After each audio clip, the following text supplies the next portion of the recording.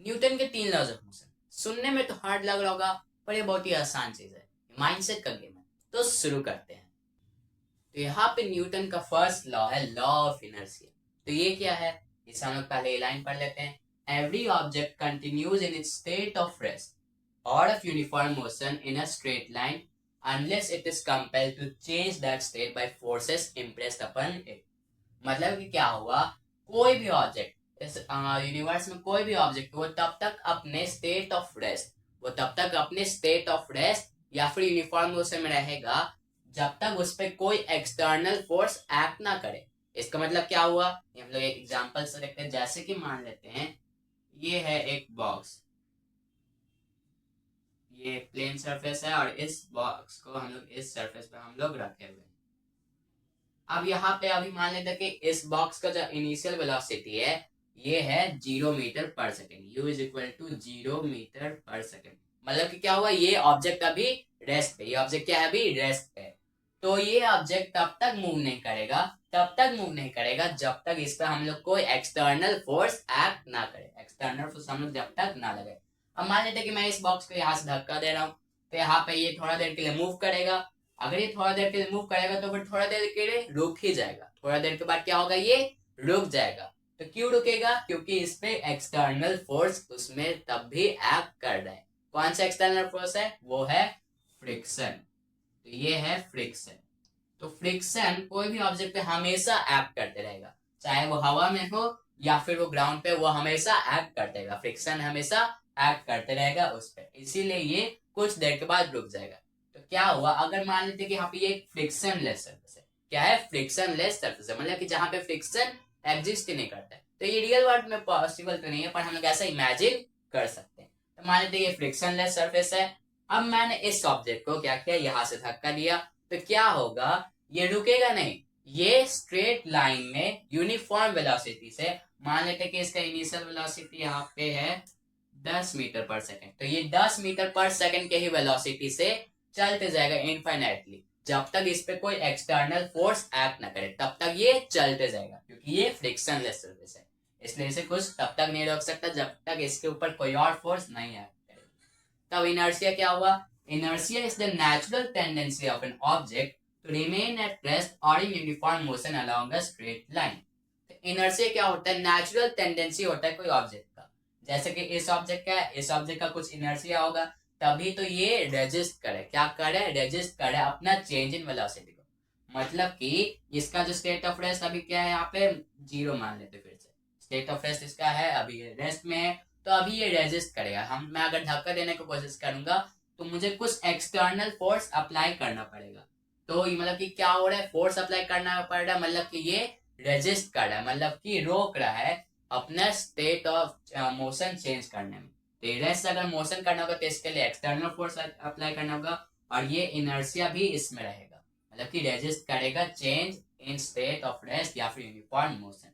Uniform motion क्या होगा, मतलब कि कांस्टेंट वेलोसिटी से ये ऑब्जेक्ट मूव करेगा। कांस्टेंट वेलोसिटी से मान लेते हैं 20 है यहाँ पे, तो 20 मीटर पर सेकेंड से ये मूव करते जाएगा एक स्ट्रेट लाइन में, जब तक इस पे कोई एक्सटर्नल फोर्स एक्ट ना करे तब तक। अब हम लोग करने जा रहे हैं यहाँ पे इनर्शिया ऑफ रेस्ट, मोशन और डायरेक्शन। इनर्शिया ऑफ रेस्ट क्या होता है, it is the tendency of an object to remain at rest. तो इनर्शिया ऑफ रेस्ट कोई ऑब्जेक्ट का टेंडेंसी है कि वो रेस्ट में रहेगा, मतलब कि वो अपने स्टेट ऑफ रेस्ट है, वो जो रेस्ट में है वो रेजिस्ट कर रहे हैं अपने चेंज ऑफ रेस्ट में। मतलब कि अगर एक ऑब्जेक्ट रेस्ट है, उससे हम लोग मोशन में लाने की कोशिश करें तो वो रेजिस्ट करेगा। इसे हम लोग रियल लाइफ एग्जांपल से देख लेते हैं। जैसे कि आप यहाँ पे फोटो देख सकते हैं कार का। तो यहाँ पे इसमें क्या है, मान लेते हैं कि आप एक कार में बैठे हुए हैं, वो कार क्या है, रेस्ट पे, कार है वो रेस्ट पे। अब वो कार अगर अचानक से क्या होगा, एक्सीलरेट होगा। कार अगर अचानक से एक्सीलरेट होगा तो हम लोग क्या होगा, हम लोग को ऐसा लगेगा कि हम लोग अचानक से पीछे फेंका रहे हैं। ये क्यों होगा, क्योंकि जो हम लोग का लेग्स है जो बॉडी का, वो डायरेक्ट कांटेक्ट है गाड़ी के, इसलिए हम लोग को लेग्स पे वैसा कुछ फील नहीं होगा। पर हम लोग का जो अपर बॉडी और गाड़ी के डायरेक्ट कांटेक्ट में नहीं है, गाड़ी के डायरेक्ट कांटेक्ट में नहीं है, इसलिए क्या होगा, हम लोग का जो बॉडी है वो इनर्शिया ऑफ रेस्ट की वजह से अपना स्टेट ऑफ रेस्ट या फिर यूनिफॉर्म मोशन चेंज करने में रेजिस्ट करेगा। वो क्या होगा, रेजिस्ट करेगा, इसलिए हम लोग को अचानक से ऐसा लगता है कि हम लोग पीछे फेंका रहे हैं। तो अब देखते हैं inertia of motion. Inertia of motion होता है कोई भी ऑब्जेक्ट का टेंडेंसी कि वो यूनिफॉर्म मोशन में रहेगा, मतलब कि अपने स्टेट ऑफ यूनिफॉर्म मोशन में का जो चेंज है स्टेट वो रेजिस्ट कर रहे हैं। यूनिफॉर्म मोशन में आपको ऑब्जेक्ट तो उसे रेस्ट लाने के लिए भी, रेस्ट में लाने के लिए हम लोग को भी एक्सटर्नल फोर्स का जरूरत पड़ेगा, तो क्या होगा वो रेजिस्ट करेगा, वो ऑब्जेक्ट रेजिस्ट करेगा अपने चेंज ऑफ स्टेट में। तो ये भी हम लोग एक रियल लाइफ एग्जांपल से देख लेते हैं। मान लेते हैं कि एक ट्रेन है, आप एक ट्रेन में बैठे हुए हैं, अब ट्रेन से अगर आपको उतरना है तो क्या है कि ट्रेन चल रहा है, स्लो स्पीड पे चल रहा है पर ट्रेन चल रहा है। अब अगर आप अचानक से उतरेंगे उस ट्रेन से, उस मूविंग ट्रेन से, तो क्या होगा आपका जो बॉडी है, बॉडी का जो आपका लेग्स है वो तुरंत आ जाएगा इनर्शिया ऑफ रेस्ट में। आपका जो अपर बॉडी है वो यूनिफॉर्म मोशन में ही रह जाएगा कुछ देर के लिए। क्यों? क्योंकि वो इनर्शिया ऑफ मोशन की वजह से, क्योंकि यूनिफॉर्म मोशन में था तो क्या होगा यहाँ पे वो अपना स्टेट ऑफ चेंज रेजिस्ट करेगा, वो रेजिस्ट करेगा यूनिफॉर्म मोशन का चेंज ऑफ स्टेट। अब इनर्शिया ऑफ डायरेक्शन है, it is the tendency of an object to change maintain its direction. Inertia of direction में भी वैसे कुछ होता है, मान लेते हैं कि आप एक गाड़ी में बैठे हुए हैं, तो गाड़ी चल रहा है, अचानक से एक शार्प टर्न आता है, मतलब कि तीखा मोड़ जिसे हम लोग हिंदी में कहते हैं। अब अचानक से अगर वो गाड़ी मुड़ेगा तो क्या होगा, हम लोग का बॉडी जो है वो एक स्ट्रेट लाइन मोशन में था। मान लेते कि ये है, ये यहाँ पे, अब यहाँ पे स्ट्रेट लाइन मोशन में, यहाँ पे यहाँ से गाड़ी चल रहा है। अब यहाँ से अगर अचानक से गाड़ी मुड़ेगा तो हम लोग को क्या होगा, हम लोग का बॉडी स्टेट ऑफ यहाँ पे स्ट्रेट लाइन मोशन में ही रह जाएगा कुछ देर के लिए, क्योंकि ये रेजिस्ट करेगा अपना चेंज इन डायरेक्शन, रेजिस्ट करेगा अपना चेंज इन डायरेक्शन। इससे क्या होगा, थोड़ा देर तो यहाँ पे रहेगा और हम लोग को ऐसा होगा कि हम लोग ऐसे साइड में ऐसे थोड़ा साइड हो जाएंगे, इसलिए कुछ इस तरह होगा। तो ये हो गया इनर्शिया ऑफ डायरेक्शन। तो ये पहला लॉ न्यूटन का खत्म हुआ। तैयार हो जाओ, अब हम लोग पढ़ने जा रहे हैं यहाँ पे न्यूटन का सेकंड लॉ। सेकंड लॉ जानने से पहले हम लोग को ये जानना पड़ेगा कि ये मोमेंटम आखिर क्या होता है। तो इसके लिए पहले हम लोग लिखते हैं फोर्स का फॉर्मूला। फोर्स क्या होता है, m इंटू ए, मास इंटू एक्सीलरेशन। यहाँ पे मास हो गया ये हो गया एक्सीलरेशन। एक्सीलरेशन होता है change in velocity divide by time. अब यहाँ पे मोमेंटम का फॉर्मूला होता है mv, इसे हम यूजुअली p से रिप्रेजेंट करते हैं। तो momentum is equal to mv। mv क्या होता है, मास इंटू वेलोसिटी। mv होता है मास इंटू वेलोसिटी। अब कोई भी ऑब्जेक्ट का मोमेंटम बहुत ही इंपॉर्टेंट है, ये मैं भी बताता हूँ एक एग्जांपल से। पहले ये जान लेते हैं, mv हो गया यहाँ पे मास इंटू वेलोसिटी। तो ये फार्मूला हम लोग को याद रखना पड़ेगा, momentum is equal to mass into velocity. अब मान लेते हैं कि एक बॉल है, एक क्रिकेट बॉल है जिससे हम लोग क्रिकेट खेलते हैं। अब किसी बंदे ने ये फेंका, मान लेते हैं बॉल है यहाँ पे हम लोग बॉल का वेट 2 किलो मान लेते हैं। ऐसे 2 किलो तो होता नहीं है, पर हम लोग यहाँ पे बस इजी कैलकुलेशन के लिए ये मान लेते हैं 2 किलो। अब किसी बंदे ने ये बॉल फेंका यहाँ पे 100 मीटर पर सेकंड, या फिर मान लेते हैं 50 मीटर पर सेकंड की रफ्तार से उस बंदे ने ये बॉल फेंका। अब इसका मोमेंटम ढूंढना, तो कैसे ढूंढेंगे, तो मोमेंटम ढूंढने के लिए हम लोग यहाँ पे इन दोनों को मल्टीप्लाई करेंगे, मास और वेलोसिटी को मल्टीप्लाई करेंगे। 2 into 50 100 kg metre per second. वही अब मान लेते हैं कि वही सेम बॉल है, 2 किलो का है। अब यहाँ पे कोई एक और दूसरा बंदा यहाँ पे 100 मीटर पर सेकेंड की रफ्तार से ये बॉल फेंका, 100 मीटर पर सेकेंड की रफ्तार से उस बंदे ने ये बॉल फेंका। तो क्या हो जाएगा, 200 kg मीटर पर सेकेंड, ये हो जाएगा इसका मोमेंटम। अब मोमेंटम किसका ज्यादा आया, इसका आया, तो इसका मतलब मोमेंटम मास और वेलोसिटी दोनों पे डिपेंड करता है। इसीलिए इसका फॉर्मूला है P is equal to mv, P is equal to mv। अब मान लेते कि कोई बंदा ये बॉल फेंका, अब ये इस बॉल का अगर हम लोग को कैच करेंगे इसमें क्या होगा, हम लोग को कम चोट लगेगा, क्योंकि इसका मोमेंटम कम है। वही अगर ये बॉल अगर कोई फेंका इस वेलोसिटी 100 मीटर पर सेकंड से, तो हम लोग ये कैच करने की कोशिश करेंगे, क्या होगा, हम लोग को चोट थोड़ा ज्यादा लग सकता है। क्यों? क्योंकि इसका मोमेंटम ज्यादा है। अब अगर इसका मोमेंटम ज्यादा है तो इसके लिए बहुत लोग क्या करते हैं, क्रिकेटर सब क्या करते हैं, और जैसे बॉल हाथ में आता है वो अपने हाथ को पीछे कर लेते हैं। इससे क्या होता है, जो मोमेंटम हो जाता है, जो टाइम इंटरवल होता है, जो मोमेंटम का जो है ऑब्जेक्ट का वेलोसिटी, वो चेंज होता है बहुत ही थोड़े ज्यादा टाइम। वही अगर यहाँ पे अगर तुरंत हम लोग ऐसे ही हाथ में कैच करने की कोशिश करें तो जो टाइम इंटरवल है चेंज इन मोमेंटम का, वो बहुत ही जल्दी हो रहा है, लगभग नहीं टाइम में, बहुत ही कम टाइम में चेंज हो रहा है, इसलिए हम लोग हाथ में चेंज लग सकते हैं, चोट लग सकते हैं। वही अगर पीछे करे तो क्या हो रहा है, चेंज इन मोमेंटम ज्यादा टाइम में हो रहा है, तो इसलिए हम लोग को चोट कम लगेगा। अब यहाँ पे हम लोग पढ़ते हैं न्यूटन का सेकंड लॉ, ये भी मोमेंटम के ही बारे में। The rate of change of momentum is directly proportional to the applied force and takes place in the direction in which the force acts. तो जो rate of change of momentum होता है वो डायरेक्टली प्रोपोर्शनल होता है applied force के, और उस डायरेक्शन में लेता है, उस डायरेक्शन में होता है जिस डायरेक्शन में फोर्स एक्ट करता है। Rate of change of momentum क्या होता है, जैसे कि हम लोग जान गए कि मोमेंटम होता है M B, T is equal to क्या होता है, एम बी होता है। तो rate of change of momentum हो गया change in momentum divide by time. मान लेते कि फाइनल मोमेंटम है P2, फाइनल मोमेंटम है P2, वही इनिशियल मोमेंटम मान लेते हैं हम लोग यहाँ पे P1। Initial momentum is equal to P1। तो final momentum minus initial momentum करते हैं, ये हो जाएगा चेंज इन मोमेंटम, ये हो जाएगा final momentum minus initial momentum P2 minus P1।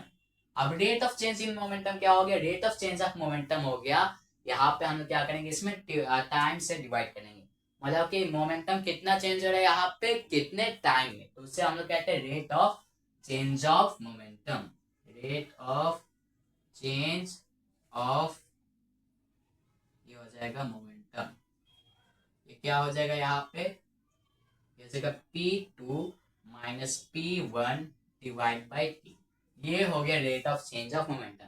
अब यहाँ पे कह रहा है कि rate of change of momentum यहाँ पे डायरेक्टली प्रोपोर्शनल है फोर्स के, मतलब कि F is directly proportional to P2 minus P1 divide by T and takes place in the direction in which the force acts, मतलब कि उसी डायरेक्शन में होगा ये जिस डायरेक्शन में यहाँ पे ये फोर्स एक्ट करेगा। तो डायरेक्टली प्रोपोर्शनल होगा, इसका मतलब क्या हुआ, अगर फोर्स बढ़ेगा तो rate of change of momentum भी बढ़ेगा, तो यही हो गया डायरेक्टली प्रोपोर्शनल का मतलब। अगर ये बढ़ेगा तो ये भी बढ़ेगा, अगर ये बढ़ेगा तो ये भी बढ़ेगा, अगर ये घटेगा तो ये भी घटेगा, तो ये हो गया डायरेक्टली प्रोपोर्शनल का मतलब, ये हो गया rate of change of momentum. अब हम लोग इसका क्या करते हैं, मैथमेटिकल एक्सप्रेशन पढ़ते हैं डिराइव करने के लिए। अब भाई यहाँ पे हम लोग पढ़ लेते हैं mathematical formula second law of motion का। यहाँ पे इससे हम लोग क्या डिराइव कर पाएंगे, यहाँ से हम लोग डिराइव कर सकते हैं F is equal to M A, यानी कि force is equal to mass into acceleration, यहाँ से हम लोग ये डिराइव कर पाएंगे। तो क्या कहते हैं second law of motion, force is directly proportional to rate of change of momentum delta P by T। Delta मतलब हुआ चेंज इन, तो क्या हो गया change in momentum divide by time, जो कि क्या हो गया rate of change of momentum. तो फोर्स इज डायरेक्टली प्रोपोर्शनल तो क्या हो जाएगा डेल्टा P, जो कि क्या हो गया यहाँ पे change in momentum, final momentum मान लेते हैं P2 और इनिशियल मोमेंटम मान लेते हैं P1, तो P2 minus P1 divide by T हो गया। अब force is directly proportional to, ये हो जाएगा M into mv minus mu divide by T। mv minus mu divide by T इसलिए हुआ क्योंकि फाइनल मोमेंटम मान लेते हैं mv है, मतलब कि इनिशियल फाइनल वेलोसिटी हुआ v है तो mv हो गया, और इनिशियल वेलोसिटी अगर u है तो mu हो गया। तो अब यहाँ पे हम लोग कुछ इस तरह करते हैं, f is directly proportional to m into v minus U by T, m into V minus U by T. ये क्या हुआ, m कॉमन ले लिए और v माइनस यू कर दी। अब यहाँ पे हम लोग को पता है कि acceleration is equal to v minus U by T होता है, ये होता है एक्सीलरेशन का फॉर्मूला। तो a is equal to v minus U by T होता है, तो यहाँ पे हम लोग क्या कर सकते हैं, v minus U by T की जगह हम लोग लिख सकते हैं एक्सीलरेशन। तो m a, force is directly proportional, तो हम लोग क्या मिला m a, और यहाँ पे अभी f is equal to m a तो नहीं आया, ये कैसे होगा। अब यहाँ पे हम लोग ये लिख सकते हैं f is equal to k m a, f is equal to k m a। इसका मतलब क्या हुआ, k क्या है, यहाँ पे k होता है कांस्टेंट, ये आपको याद रखना है, ये साइंस में बहुत जगह पे आएगा, फिजिक्स में और मैथ्स में, यहाँ पे ये बहुत जगह पे आता है। k को हम लोग यूजुअली यहाँ पे कांस्टेंट मानते हैं, तो k यहाँ पे कुछ कांस्टेंट है, यहाँ पे f इज इक्वल टू के एम यहाँ पे आ गया। अब यहाँ पे k का वैल्यू ऐसा लिया गया कि k का वैल्यू यहाँ पे क्या है 1 आ जाए, तो k का अगर वैल्यू यहाँ पे 1 आएगा तो हम ये कुछ इस तरह डिफाइन कर सकते हैं, 1 unit of force is equal to k into 1 kg into 1 metre per second square. ये हो गया एक्सीलरेशन की यूनिट, ये हो गया मास का, ये हो गया यहाँ पे फोर्स का। यहाँ पे क्या हो गया, के का वैल्यू यहाँ पे 1 आ जाएगा। तो इसी तरह से हम लोग यहाँ पे के का वैल्यू 1 यहाँ पे डिराइव किए हैं, तो कांस्टेंट यहाँ पे हो गया 1। तो अगर कांस्टेंट यहाँ पे 1 आ जाएगा तो force is equal to mass into acceleration आ जाएगा। तो यहाँ पे हम लोग ब्रैकेट में लिख देते हैं के इज इक्वल टू 1। तो ये हो गया यहाँ पे डिराइवेशन। तो यहाँ पे हम लोग सेकंड लॉ ऑफ मोशन पे यहाँ पे मैथमेटिकल फॉर्मूला उसका सीख चुके हैं। तो यहाँ पे फोर्स के वाले आ गया मास इनटू एक्सीलरेशन। अब यहाँ पे आपको बस यही याद रखना होगा, force is directly proportional to rate of change of momentum. और अगर आपको ये समझ आ गया हो तो आप ये बहुत ही आसानी से डिराइव कर सकते हैं।